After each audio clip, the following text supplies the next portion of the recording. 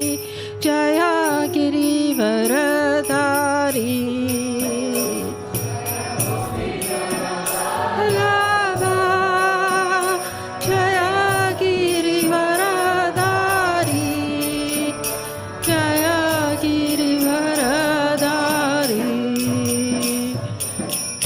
Jaya Gopi Jana Vallabha, Jaya Girivaradari, Jaya Girivaradari.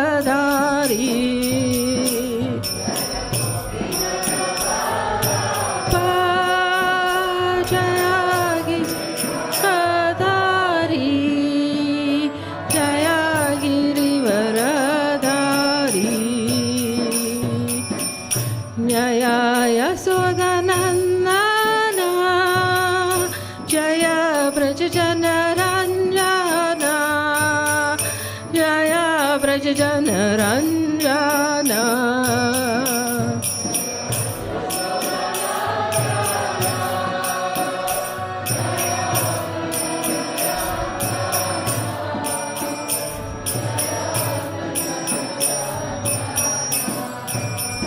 Jaya Yasodanandana Jaya Brajajanaranjana Jaya Brajajanaranjana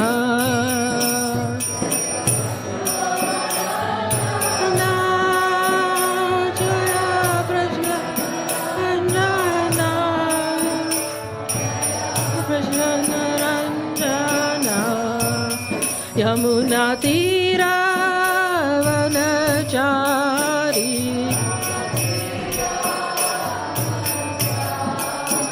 Yamuna Tira Vanachari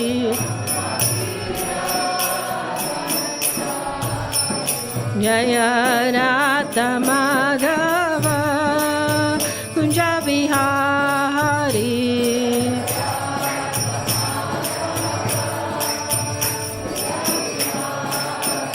Jaya Radha Madhava Kunja Vihari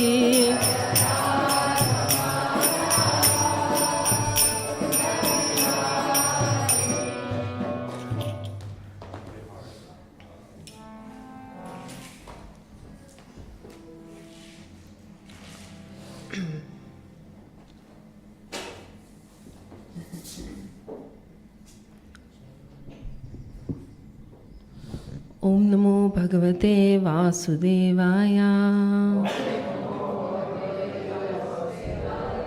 Om Namo Bhagavate Vasudevaya. Om Namo Bhagavate Vasudevaya.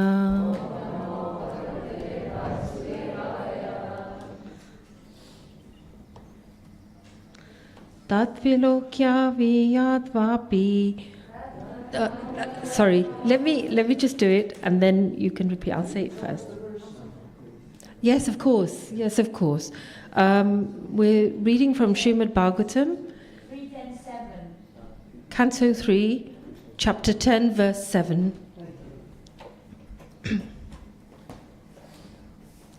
Tadvilokya vyat vyapi pushkaram yad adishtitam anena lokam praglinam kalpityasmyati achintayat.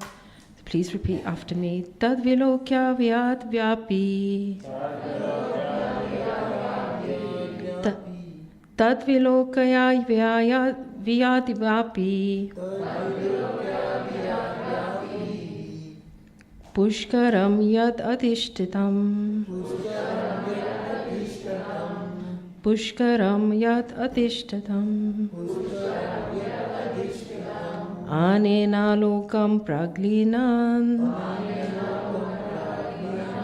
Anena lokan praglinan. Kapita smiti achintayat. Kapita smiti achintayat. Tadvilokaya vyad vyapi. Pushkaram yadadishtitam Anena lokan praklinam Kalpita ashmi iti achintayat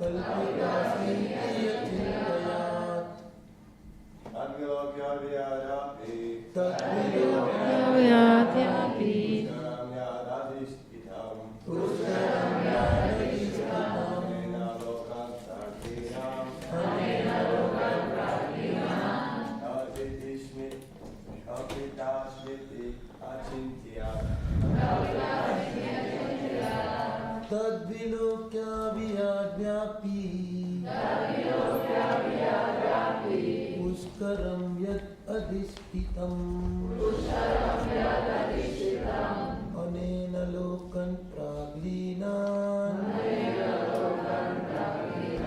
Kalpitasmiti achintayat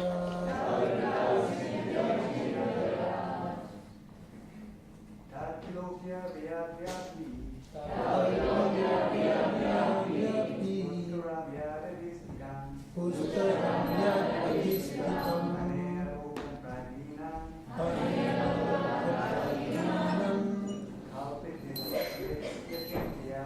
Kalpitasmiti achintayat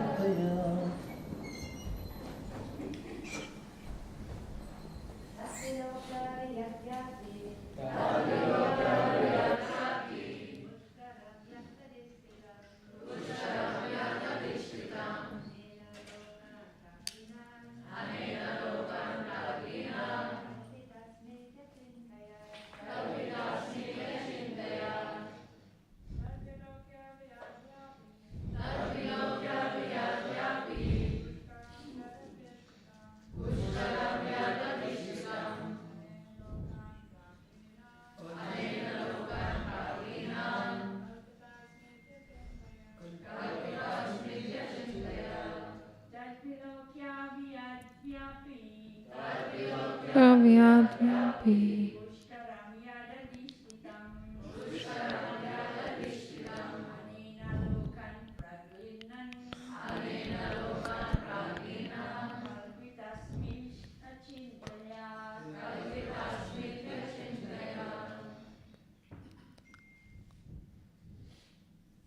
Tatvilokya, looking into that. Vyat-vyapi, extensively widespread. Pushkaram, the lotus. Yat, that which. Adhistitam, he was situated. Anena, by this. Lokan, all the planets. Praklinam, previously merged in dissolution. Kalpita ashmi, I shall create. Iti, thus.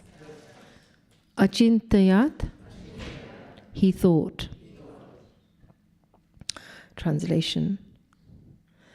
Thereafter he saw that the lotus on which he was situated was spread throughout the universe, and he contemplated how to create all the planets which were previously merged in that very same lotus. Please repeat after me. Thereafter, he saw that the lotus on which he was situated was spread throughout the universe, and he contemplated how to create all the planets which were previously merged in that very same lotus. Purport by His Divine Grace, A.C. Bhaktivedanta Swami Srila Prabhupada. The seeds of all the planets in the universe were impregnated in the lotus of which Brahma was situated. All the planets were already generated by the Lord, and all the living entities were also born in Brahma. The material world and the living entities were all already generated in seedling forms by the Supreme Personality of Godhead. And Brahma was to disseminate the same seedlings all over the universe. The real creation is therefore called Sarga, and later on the manifestation by Brahma is called Visarga.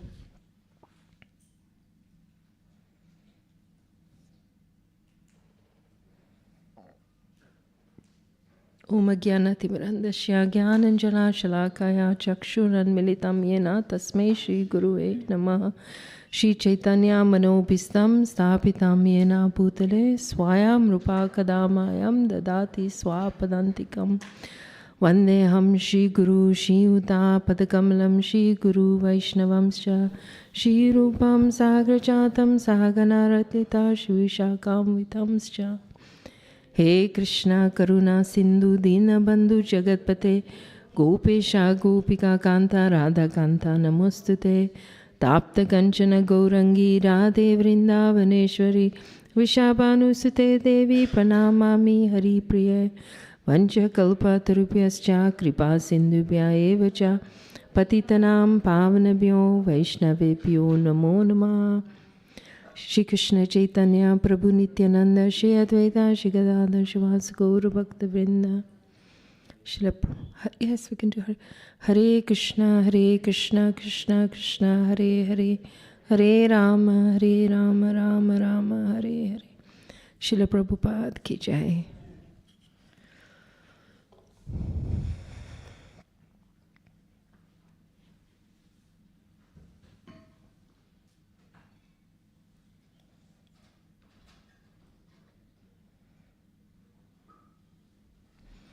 Hare Krishna, everybody, and a very good morning to you all.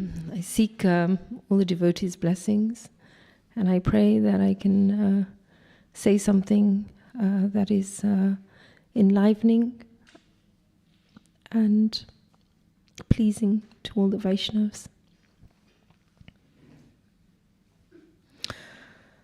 Thereafter he saw that the lotus on which he was situated was spread throughout the universe, and he contemplated how to create all the planets which were previously merged in that very same lotus. So, there's a conversation going on between Vidura and Maitreya, and Vidura knows about the Supreme Lord. He actually wants to inquire about the Lord. But before he does that, out of etiquette, he begins to ask questions. And so we understand that in this situation, Brahma is actually a very exalted personality. It's not an ordinary personality. And he's situated on this lotus, the lotus of creation, where he is born. And Brahma is actually feeling quite a bit of anxiety. He's he can't really see where he is, who he is, what his purpose is. And he's overwhelmed because the material creation underneath the lotus is the waters of devastation and the winds, the powerful, violent winds. Now that indicates to us that the nature of the material world is precarious, and Brahma's position on the lotus in this material world without actually direction is a difficult place. He's feeling very, very unsteady. Now, he's just kind of become aware, who am I, why am I here, what's my purpose? And yet it's dark, he can't see, there's turbulent winds, the waters are there, and there's a risk, the lotus is trembling, and there's a risk that, Brahma can fall off the lotus. And how many times have we been in a position where we've been in the material world where there's just darkness, we can't see the light, we can't see a path, we feel very unsteady, and he is almost experiencing this anxiety because he hasn't got control over anything that's going on. Now, Brahma prays And he prays to the Lord because he clearly realizes this situation is out of my control. There's not much I can do here. So he begins to pray, and he asks, first he actually expresses gratitude to the Lord. He glorifies the Lord, expresses gratitude, and then Brahma asks for 3 things. Anybody know what those 3 things are? I'm sure you've been hearing about that. Well, the first thing Brahma asks for is protection. Because in this material world, we are bombarded by the modes of material nature. We're experiencing adhyatmic, adhibodhic, adhidevic challenges. And, Brahma is in a very precarious position. So he's not feeling safe at all. He's full of anxiety. And he's feeling victimized by material energy. So he's asking for protection. And then he is asking the Lord for empowerment. My dear Lord, please protect me. Please empower me. Help me to do your will. And then he introspects. He asks for introspection, the ability to actually go within. We can see that's happening less and less in society because of media. Recently I was in a university with students, and the students were very much attached to their devices, particularly their mobile phones. And it's almost like a comfort blanket. I have to have my mobile phone, because if I don't, the world is out there, and I may miss out, but who I need to be and what I need to know is actually out there. So the ability to introspect and reflect and contemplate, Brahma is asking for that. So it also indicates to us it's not something that's going to come very easy. So when Brahma prays, of course prayers are always very endearing to the Lord. It's one way of actually us actually expressing our love. So after Brahma prays, I wanted to share with you some of the verses in which how the Lord reciprocates. Because you can imagine Brahma's in this situation where he doesn't know who he is, what's going on. He's in this complete darkness. But he manages to pray and ask for help. And how many times do we actually stop and reflect and think, actually, Krishna is always with me. How can I surrender to myself? So I just wanted to share some of these verses with you, because I want you to try and understand how loving, how kind, how reciprocative the Lord is. Because in this situation, you're probably thinking, well, where is the Lord? This is this could be a very impersonal experience.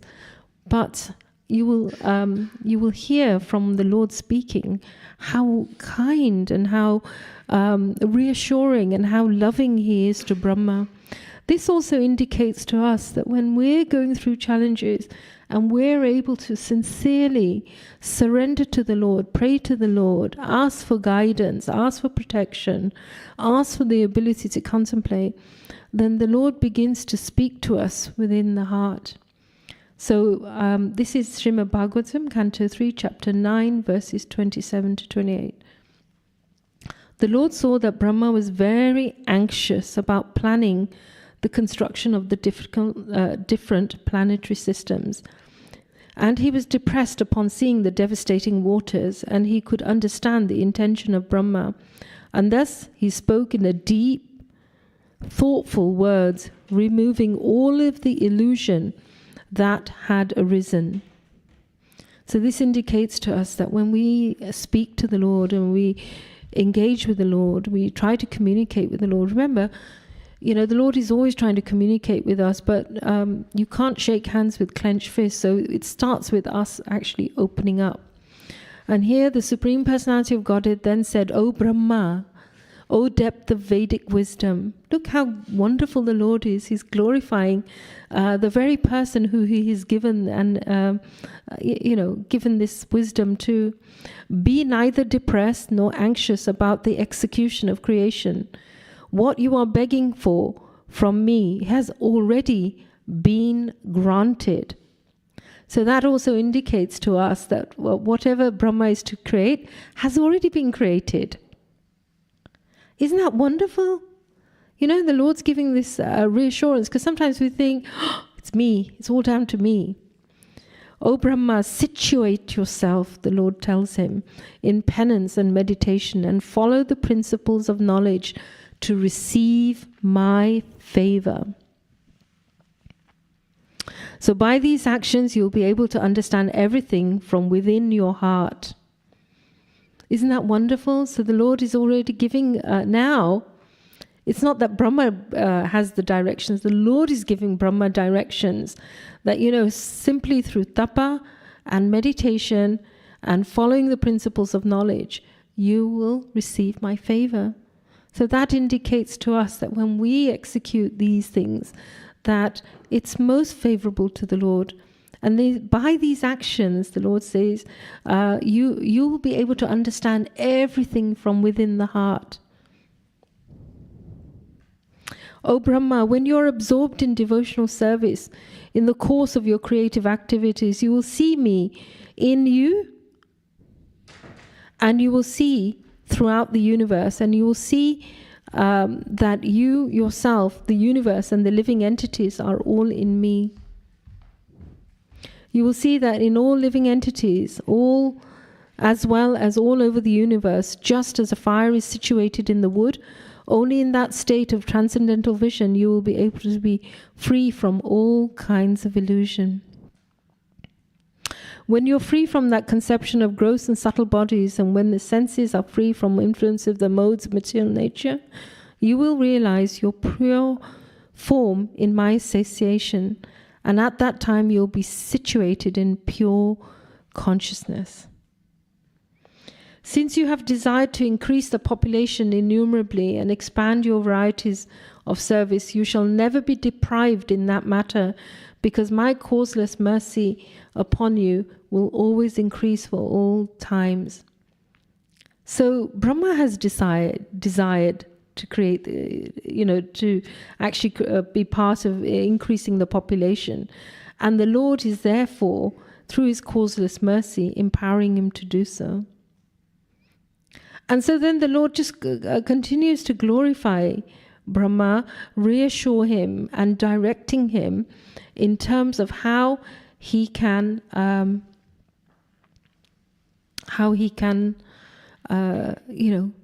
do his task.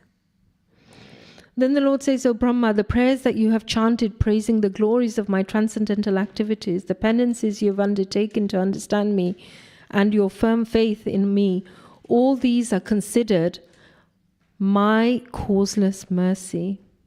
Then the Lord says, I'm very much pleased by your description of me in terms of my transcendental qualities, which appear mundane to the mundaners. I grant you the benediction in your desire to glorify the planets by your activities. Any human, listen carefully, any human being who prays like Brahma and who thus worships me shall very soon be blessed with the fulfillment of all his desires, for I am the Lord of all benedictions. Isn't that beautiful?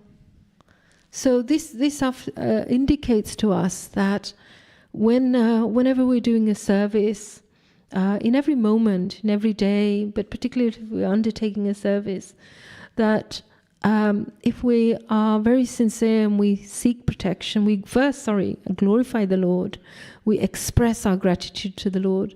Chapter 12 in the Bhagavad Gita says the perfection of devotional service is to actually meditate on the transcendental form of the Lord.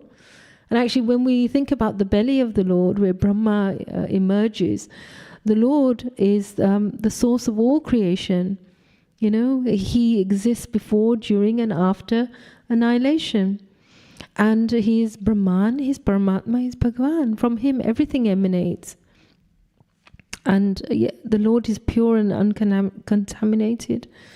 And everything without him is illusion. Therefore, everything we see, if we see the Lord within everything, then that is the right state of consciousness.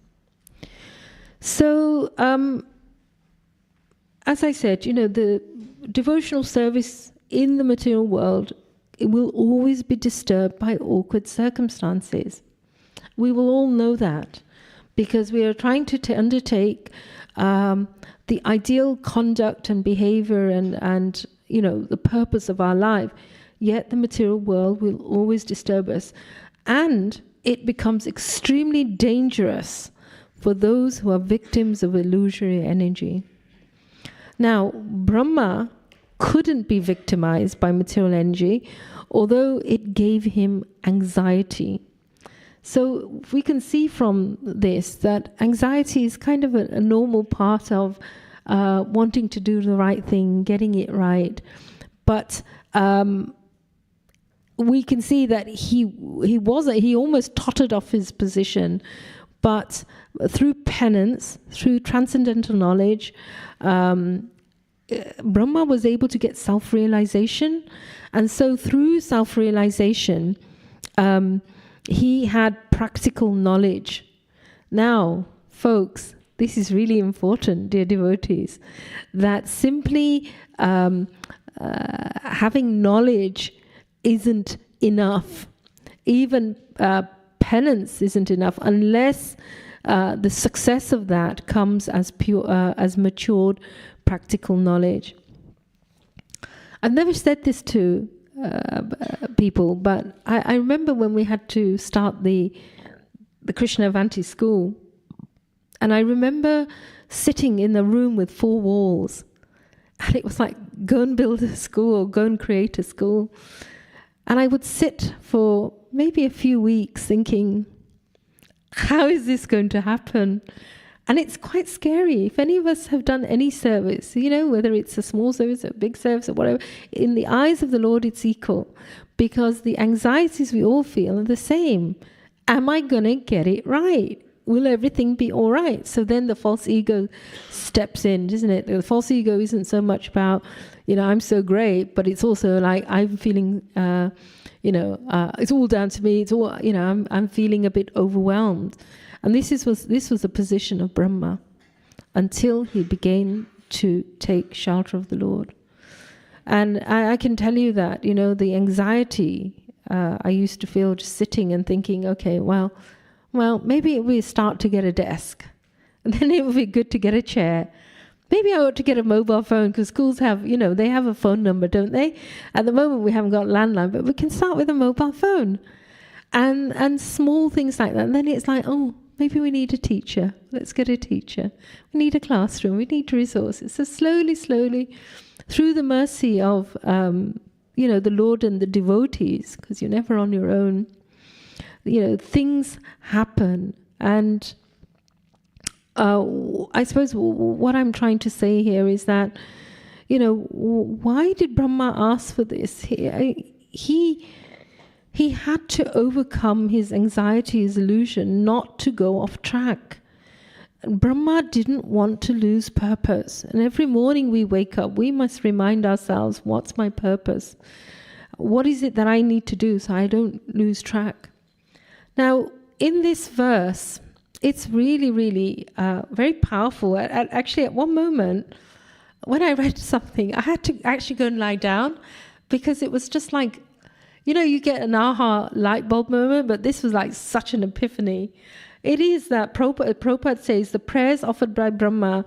Sorry, that's not that one. Let's get on to the right chapter. So Prabhupada says the seeds of the planet in the universe were impregnated in the lotus in which Brahma was situated. All the planets were already generated. And in all the living entities were also born in Brahma. The material world, the living entities were already generated in seedling form by the Supreme Personality of Godhead, and Brahma was to disseminate the same seedlings. So, if the ego says, me, I did it, forget it. It was already there. So the lesson for us is simply that we have to try and be an instrument of the Lord, because it's already there. And if the Lord is pleased through his causeless mercy, he'll he'll fulfill that. But here, this is the most powerful thing. The real creation is therefore called Sarga, and later on, the manifestation by Brahma is called Visarga. So Brahma is actually manifesting. Yeah, we say he's creating, but the Lord has already created this. He's created the material world, and so. But how has he created it? Anybody know how he's created? What's the attitude? What's the attitude in which Brahma is created? Sorry? Absolutely, but in what way? Humility, yeah. He's not the doer. Selfless. We're getting closer. Absolute loving devotional service. You do it in the mood, Krishna, I absolutely love you and I want to serve you, and therefore, like a little child, when they want to please you, they'll run up and they'll want to do anything for you. So that's the mood in which Brahma executes his service. You know, moving from darkness to light, Brahma can see now through tapa. And, you know, through his sort of helpless prayer, he then begins to gain the favor of the Lord. Now, what gets in the way for us of doing a devotional service like that, with that attitude? What gets in the way? Like, Krishna, I absolutely love you. I can't wait to please you. How can I be your instrument? Huh? Someone's whispering.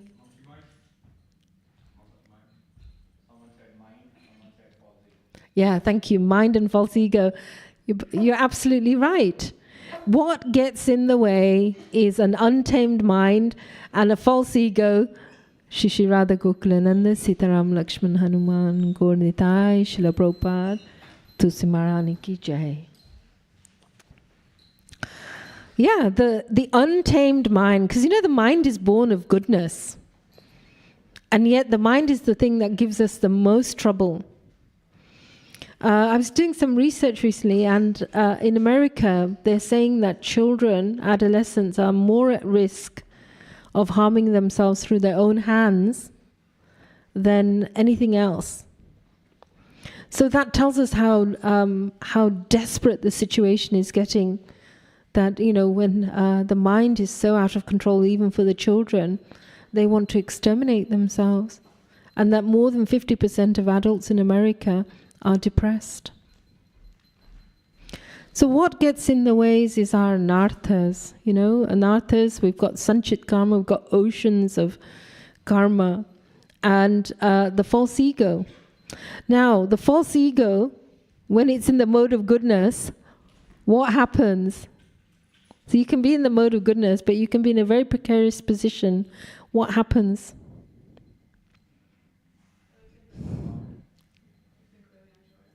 With the enjoyer? Yes. Yeah. What else? Yes. We're not satisfied, or we're satisfied? We get satisfied, yeah? Damodar? To serve others. Yeah, absolutely. In the mode of goodness, we want to be situated in the mode of goodness because that's going to help us to get a Siddha-sattva. But what's the anartha that in us? Yes, Damodar? Pride. Look at me. Look how smart I am. You know? So smart. Nobody can see it because you're like, oh, I'm such a nice dude. So that gets in the way. And so when when we have pride, you go straight down to tamagun. And then in false ego and rajagun, what gets in the way?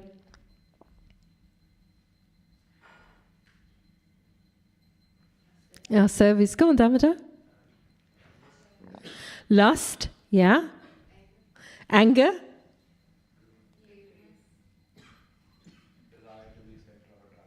Desire to be center of attraction. Greed. Yeah, all the anarthas, you know. Agitation, anger, greed, you know, wanting, attachment, And then false ego and tamagun, what happens then? What was about to happen to Brahma in that darkness? He was about to totter over, fall down into the oceans of destruction. But because he had the causeless mercy of the Lord, because he prayed, he had asked for protection, contemplation, what happened to the winds and the water? He swallowed them. And that means that, just as we often say that, the devotional service, the challenges, they're like an ocean. But if you surrender to Krishna, it's like walking over a hoof print. It's just, for Brahma, it's as simple as drinking a glass of water and breathing air. It became inconsequential for him. So, how do we apply this in our daily lives, dear devotees? We want to be undertaking some kind of penance, every day. Mine's to keep my mouth shut, because I always get into trouble. So that's one of the things that I have to work on. But yes, we want to try and undertake some kind of penance. We want to cultivate knowledge. And what happens when you cultivate that knowledge through the Lord's mercy? The Lord then gives you the direction by which to practically apply it. And if he doesn't, then the other devotees will. Because the Lord is, Krishna Vasudevaya, Hare Paramatmane, Pranat Kleshnashaya, Govindaya Namo Namaha. The Lord is situated in everyone's heart. And then we use the weapon of detachment and attach ourselves to Krishna. By doing what? Having the desire and the intention, please Krishna, I'm so impersonal. I want to get to know you. I want to have a personal relationship with you. I want to love you. I want to be with you. I want to serve you. I want to be your instrument. And that your power is greater than mine. So, in summary, the seed was already planted by the Lord. The job was to manifest the Lord's will. And for us to remember that any service we take in this material world is going to be precarious and it's going to be unsteady. And so therefore we ask for protection. My mother always used to say, this material world is like a knife's edge, and you're literally having to balance on that because at any moment you can, totter over. How many times do we contemplate? How many times do we, how often, not how many times, how often do we take time just to slow the mind down completely? Because if the mind is chatting, then the guidance isn't going to come through really, is it? So the Lord reveals everything we need to know within the heart, and to execute our devotional service, that prayer, Vani guna kathani shravana katyam hasto chakarmashu smritim siras tava nivas jagat praname dristi satam darshina stu bhavat tanumam. So the Amala Arjun trees, they pray henceforth, may all our words describe your pastimes, may our ears engage in oral reception of your glories, may our hands, legs and senses engage in actions pleasing to you, and may our heads offer obeisances to everything within the world, because everything is also your different forms, and may our eyes and forms, the forms of the Vaishnavas are non-different to you. So, I suppose, the verse, Tadvidi panipatena pari prashena sevaya upadekshanti tyagyanam jananivas tata darshana. So, how do we go forward from this in terms of wanting to serve sincerely?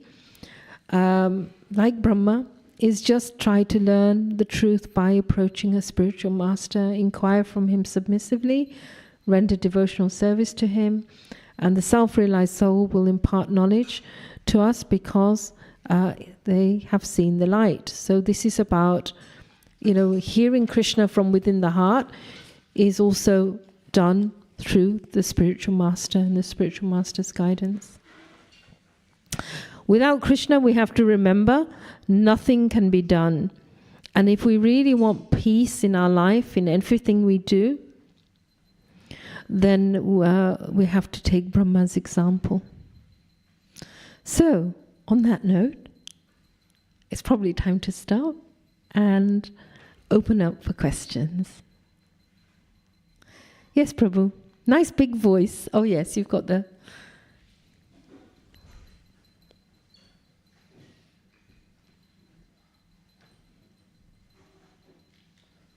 Hare Krishna. Thank you very much. You mentioned that to gather the knowledge is not enough. To do penances is not enough. Mercy is there. But from the other side, if you don't do those things, gathering knowledge, doing some penance, this may not induce the Lord to do anything. So indirectly or in other sense, this is enough for us if it's done in right mood of depending on the Lord. Otherwise, if you just lay back and don't do just depending on the Lord, it probably not happen. Yeah, very good point, Prabhu. Thank you for that clarification. Srila Prabhupada says that devotional service in itself is a penance. So through devotional service, everything comes. Knowledge comes, the ability to undertake penance, because penance is devotional service. So everything is covered actually through devotional service. Could you just switch off your phone, Prabhu? Thank you. So you're right. It's not like, well, it's not enough. Actually, that is very dangerous thinking. That we have to start somewhere. But the point here with Brahma, he gives us a really good example that we seek protection, we seek empowerment, and we go through introspection. So that all of that, through that attitude and endeavor and behavior, all of that comes. But what I'm trying to say is, when we're cooking, we can't just cook with one ingredient. We need a few ingredients to make it perfect. So, to have penance, transcendental knowledge, and causes, these are important aspects of developing into a sort of a wholesome, robust devotee. And Brahma is setting the example. Simply repeating from, had he just done penance, it wouldn't have been enough.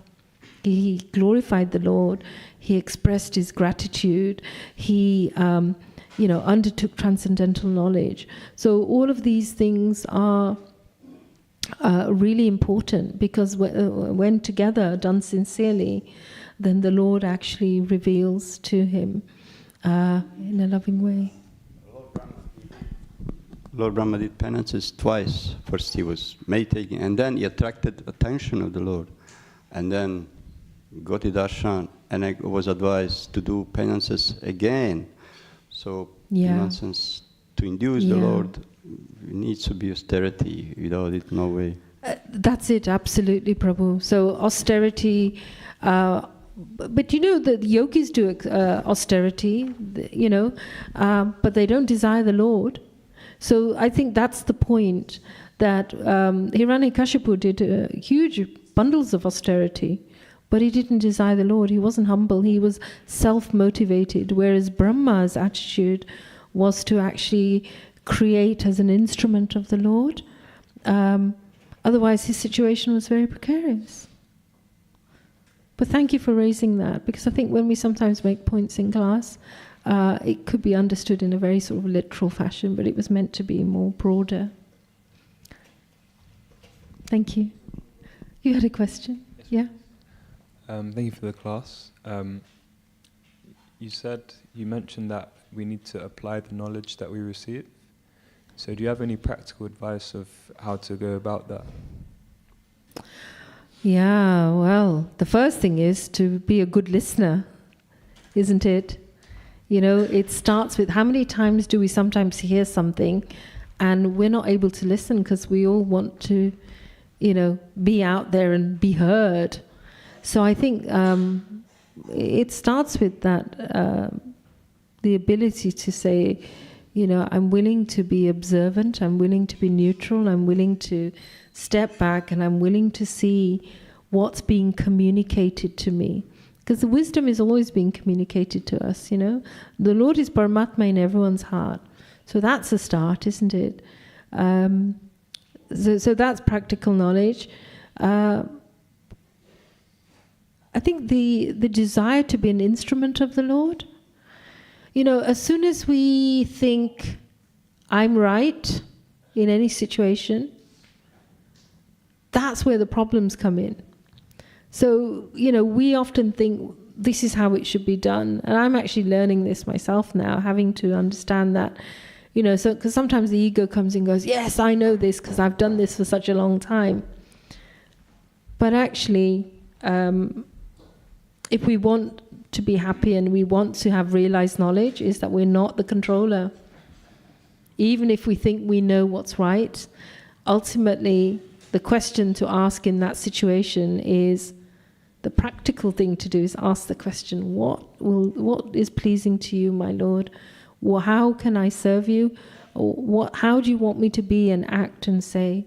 So it's practical is actually beginning to develop the ability to communicate with the Lord and be willing to listen. Great question. Thank you. Okay, Cyrus, and then I think some of the ladies may want to ask Mataji's. Well, you're such a gentleman. What do you think, ladies? Should we let him finish and then we'll hand it over to the ladies and then they can Okay, so I suppose there are lessons for us to learn from Lord Brahman. He's in that. My question I wanted to ask is. We have this false pride, okay, and it seems like it's in all of us. Yeah. And so Brahma prayed to the Lord to protect him from false pride when he asked for the creative impetus. He asked for protect him from take away false pride, so he may never claim proprietorship or something. But then he fell victim to this false pride in hiding the calves and the cowherd boys. Yeah. Now, so it seems like, and so he prayed. Maybe did he stop praying for this? I mean, what are we supposed to learn? Are we supposed to pray every day to be protected against this false pride? Absolutely. You wake up every morning and you think, Krishna, you know, just please protect me. Because, you know, with Brahma, you're absolutely right, Cyrus. You know, he's prayed, he's done all this austerity. It's inconceivable the amount of austerities Brahma did. Yet, at one point, many points, there's the one point he turns up at Vaikuntha and says, I want to see the Lord. And the doorkeepers say, yeah. And so they go and say, Brahma's here. And the Lord goes, which Brahma? And Brahma goes, oh my gosh, it's not just me in this material world. We often think we're the center of attention. So it's happening all the time. Then Brahma steals the cowherd boys because he thinks, you know, I'm going to teach this boy a lesson, you know. Even Indra, you know. So from this we can deduce that, particularly for us, what for them, is that in every moment we can forget Krishna. And so that is problematic. We can see, but what does Brahma do? He then asks for forgiveness. He doesn't even do it directly. He goes to the heavenly planets and asks Surabhi to then approach the Lord. And then through that, then he is able to pacify the Lord. And that's when Brahma gives the Lord an abhishek, you know, asks for forgiveness, and that's when the Lord is named Govinda, the Lord who represents the controlling of the senses. So we'll slip and we totter when there's issues around our senses.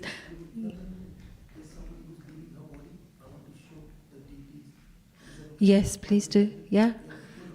Yes, please do.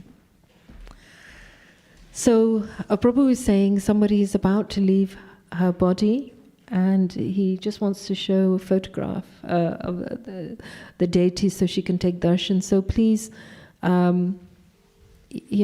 think of this wonderful soul and pray that he or she can remember the Lord in their final moments. Yes, there was a question. Hare Krishna. You were talking about how the mood with which Lord Brahma executed his work was in pure love for Krishna, and that some of the obstacles in executing pure devotional service are our false ego and an uncontrolled mind. So I wanted to know if you can give us some enlightenment, how we can overcome these things so we can get to pure devotional service. Yeah, thank you. Wonderful question. We're always victimized by the false ego and the mind, yeah? And we're told that sincere chanting, remember we don't know how many lifetimes of conditioning and program we've had. So Prabhupada has given us, Chaitanya Mahaprabhu has given us the methodology, and that means it's not going to be overnight, but it's certainly going to make some drastic changes in our lives. So chanting, being careful not to cause offenses. That will disturb our mind, actually, when we cause offenses in our thoughts, in our actions, in our deeds. The false ego is that part of you that goes, I'm right, they're wrong. I know everything. I know better. And so we start sometimes losing respect for people because we think we know everything. So we've got to check that within us. And false ego is edging God out. Here, this verse, Vani Guna Kathani Shravanu Katyam, the sons of Kuvera, when they actually wake up to their offense, is that we want to get to a stage where we can see the Lord in everything, because He is Brahman, He's Paramatma, and He's Bhagwan. Where it's difficult for us to see the Lord is when we're in challenging, trying relationships. And in those situations, it's really important to ask, okay, my Lord, you're in this situation. I can't separate you from this situation. So what is it that you are trying to tell me? And so that hard nut shell that's around us, we want to work at sort of softening that so we can hear the communication from the Lord. Because often, when we think we're right about something, is where it's the start of our, it's a downward slide, I mean, Brahma could have been quite, it was his desire to create the material, to populate the universe. But had he thought, I can do it on my own, he would have fallen straight down into the waters of devastation. So I think we can learn from Brahma that, we are always asking and praying to the Lord for protection, empowerment and introspection. So what is that practically? It's beginning to develop the relationship with the Lord. If we desire to develop a relationship with the Lord, that is when we begin to see the Lord in everything and the Lord's will in everything. And the ability to actually understand humbly that actually I'm not in control. I've got to let go of what I think is right and wrong. It's a great question. I think we have to just keep developing gratitude and every moment we can to glorify the Lord and His devotees. That will help. It will really help. It will transform our mindset. Because, when we have challenges, people are simply mirroring what's in us. Is that okay? All right. So, thank you so much. Srimad Bhagavatam ki jai, Srila Prabhupada ki jai. Srila Prabhupada ki jai. Thank you, Prabhu.